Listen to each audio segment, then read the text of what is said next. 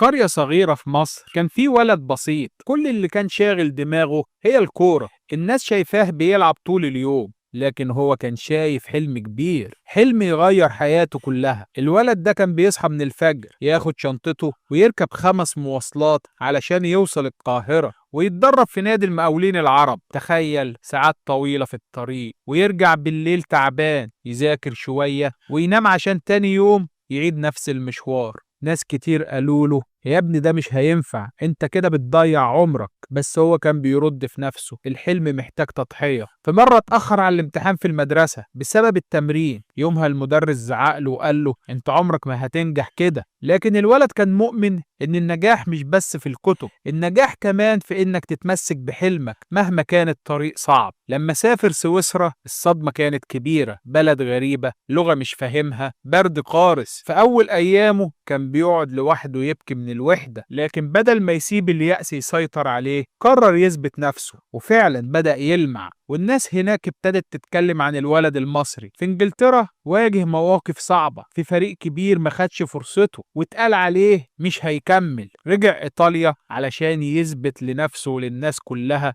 انه يقدر يكمل. ولما رجع لانجلترا تاني الدنيا كلها اتغيرت، بقى نجم كبير بيكسر ارقام قياسية، الجماهير بتغني باسمه، والناس في الشارع بتشاور عليه وتقول ده قدوة لولادنا. لكن رغم كل ده فضل بسيط زي ما هو، بيرجع يساعد أهل قريته، يبني مستشفى ومدارس ويفرح الناس الغلابة. والسؤال اللي بيخطر على بال أي حد، إزاي ولد بسيط من الأرياف قدر يوصل لكل ده؟ الإجابة، لو صدقت حلمك وأمنت بنفسك وتعبت وما استسلمتش تقدر توصل زيه. يا ترى مين النجم اللي كنا بنتكلم عنه؟